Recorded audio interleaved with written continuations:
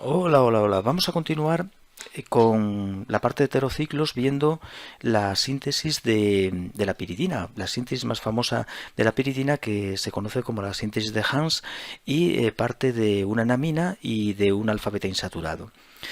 Vamos a ver primero la ruta en la que se basa la síntesis de Hans y después voy a dejar el ejemplo de concreto al que se refiere esa síntesis. Bien, entonces vamos a partir para obtener una piridina de una enamina y de un alfa beta insaturado, pero quizá primero mejor hago una pequeña retrosíntesis para ver la idea en la que se basa esta ruta de síntesis de piridina. Si tenemos una piridina, podemos podemos romperla así. Podemos desconectar estos enlaces que he señalado. Y la parte izquierda de la molécula nos va a dejar precisamente la enamina. Mantenemos este doble enlace y el átomo de nitrógeno con los dos hidrógenos que le vamos a colocar y ya tenemos el primer componente de la ruta de Hans, que es una enamina. Y por otro lado, la parte derecha de la molécula pues va a corresponder al alfa beta insaturado. Tenemos que poner en este carbono de abajo, debemos colocar ahí un carbonilo, en este caso sería un aldehído, pero puede ser también cetona si llevara sustituyentes la piridina, y aquí arriba un enlace doble.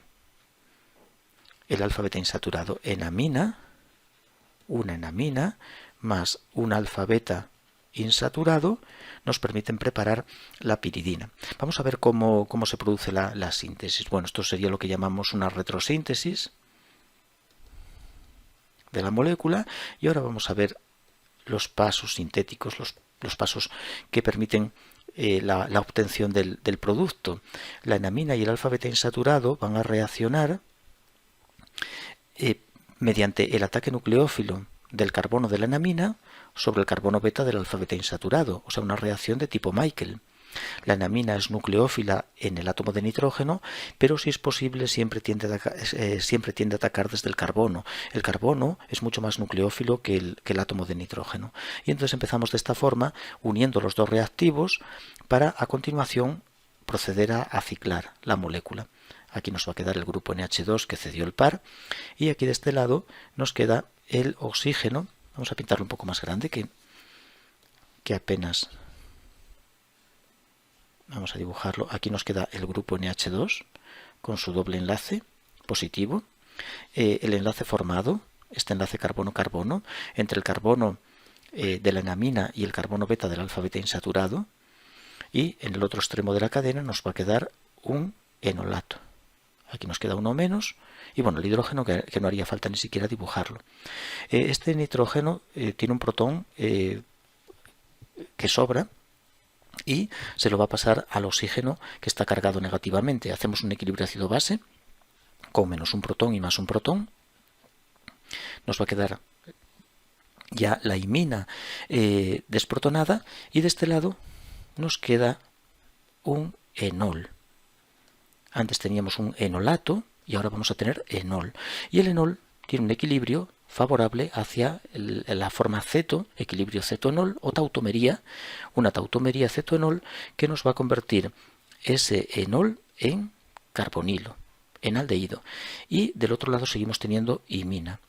Ahora nos queda la etapa en la que el nitrógeno tiene que ciclar sobre el carbono-carbonilo, pero las iminas son muy malos nucleófilos, de manera que la tautomerizamos a enamina.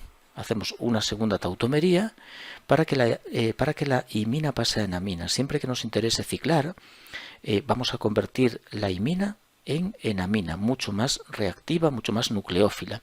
De hecho, las iminas son más bien electrófilas sobre el carbono.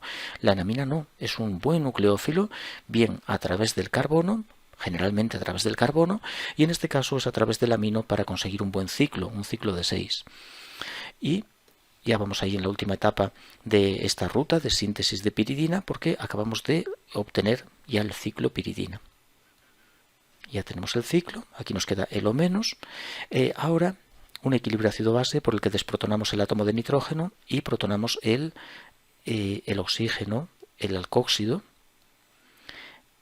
Y esto nos va a permitir ya ceder el par y sacar el grupo OH. la cesión del par libre de un heteroátomo es capaz de echar incluso a malos grupos salientes. Y aquí se perdería pues una molécula de agua. Bueno, vamos a simplemente quitar el grupo H, que inmediatamente recuperará este protón para dejar ya la piridina, pero podemos también recuperar este de aquí, recuperar este hidrógeno, de manera que en vez de quedarnos en forma de imina, nos vuelve a quedar en forma de enamina. No tiene mucha importancia, pero bueno, vamos a dejarla de esta forma. Y si queremos una piridina nos hace falta una etapa más, porque como vemos aquí tenemos una 1,4 dihidropiridina. Nos hace falta una etapa de oxidación, que la podemos llevar a cabo pues con diferentes oxidantes. Por ejemplo, podría ser simplemente con aire caliente. El aire caliente, en la industria se emplea aire caliente para oxidar las piridinas.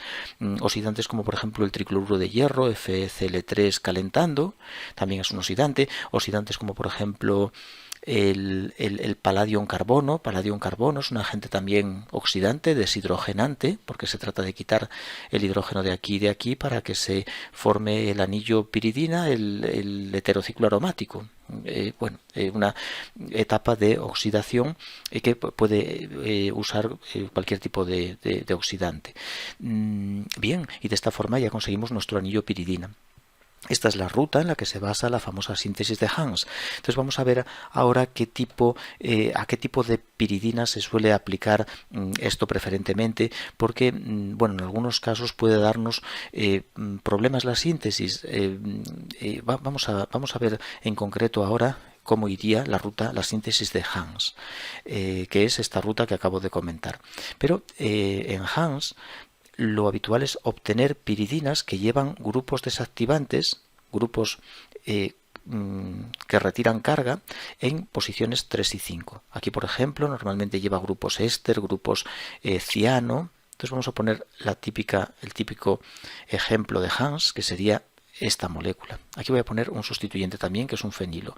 Vamos a obtener, utilizando esta ruta que acabo de describir, esa piridina sustituida que tenemos ahí. Bueno, lo que estoy borrando es lo mismo que voy a volver a repetir, lo mismo que voy a volver a hacer. Y lo primero, una retrosíntesis. Bueno, rompemos como antes por aquí la molécula, la desconectamos por ahí, y en el caso de la síntesis de esta molécula, pues como podemos ver, vamos a emplear un cetoéster. La parte izquierda,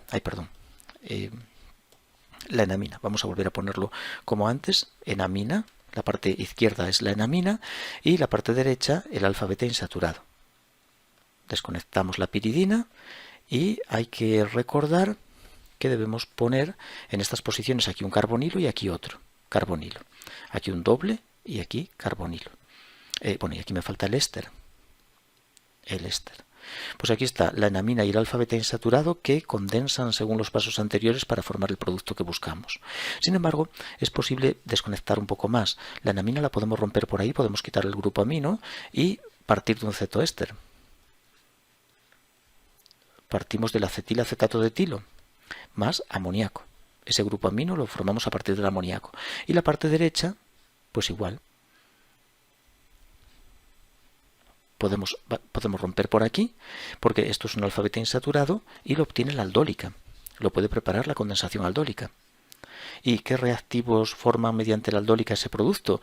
Pues esta parte de aquí, le ponemos aquí en este carbono beta un carbonilo y es el benzaldehído. Y la parte de la derecha, pues un reactivo idéntico al que dibujé aquí, en la parte izquierda, un cetoéster. El acetilacetato de etilo de nuevo. De manera que estas dos moléculas al condensar, el amoníaco con la acetona, nos forma la enamina. Y la aldólica, la condensación aldólica de este aldehído, del benzaldehído, con el cetoéster que tengo aquí, en un medio básico, que el medio básico lo proporciona el amoníaco, nos va a generar el alfa beta insaturado. Después, a continuación, se produce la reacción que he descrito en el vídeo. Se produce el ataque de la enamina al carbono beta del alfa beta insaturado, formando aquí un enolato, que a continuación tautomeriza, en este caso acetona. La imina formada tautomeriza a enamina, la enamina cicla sobre la acetona y después de una etapa de oxidación conseguimos nuestra piridina. Esto lo voy a dejar, lo vamos a hacer en el siguiente vídeo. Vamos a poner vamos a hacer un segundo vídeo de Hans para hacer esto, porque se nos va un poco largo. También hay un truco que utilizamos mucho y es, por ejemplo, en el caso de que nos interese conseguir, bueno, obtener piridinas que no lleven esos grupos, que no lleven los grupos éster. Pues normalmente la síntesis de piridinas que no lleven en 3 grupo éster puede dar lugar a mezclas de productos. Esos grupos desactivantes van muy bien para que la reacción transcurra de forma adecuada. Hay que tener en cuenta que si no tenemos el grupo éster aquí en esta posición, lo que quedaría sería una acetona. Si esa acetona tiene cadenas no simétricas, cuando se forme la enamina puede formar el doble enlace de un lado o del otro del carbonilo y eso nos genera mezclas. También nos puede pasar lo mismo en la aldólica que tenemos aquí. Esta aldólica, en el caso de que no tenga el éster y sea una acetona asimétrica, nos puede dar lugar a mezcla de productos. Por tanto, los ésteres garantizan que la reacción transcurra según lo esperado. ¿Qué ocurre si no tengo grupos éster en mi molécula de piridina? Yo se los podría poner. Podría ponerle grupos éster, grupos ciano y preparar... Perdón, no, aquí no. Si quiero preparar esta molécula, puedo, en vez de preparar esa molécula, preparar esta otra. Es decir, le podría colocar aquí unos grupos éster. Podemos ponerle aquí grupos éster. Perfecto. Así. Y prepararla mediante Hans, igual que la de arriba. Romper por aquí y, bueno, pues prepararla a partir del cetoéster. Si rompemos también así, nos quedaría el amoníaco, el benzaldehído y otra vez un segundo cetoéster que condensaría y después de oxidar nos llevaría a la piridina. ¿Y qué ocurre con los ésteres que tengo aquí? Los puedo quitar fácilmente mediante una hidrólisis. Un medio básico, por ejemplo, sos acuosa calor o medio ácido. Los ésteres hidrolizan ácidos carboxílicos y calentando, elevando la temperatura fácilmente, los ácidos descarbosilan, perdiéndose dióxido de carbono y dejándonos la molécula sin los grupos éster.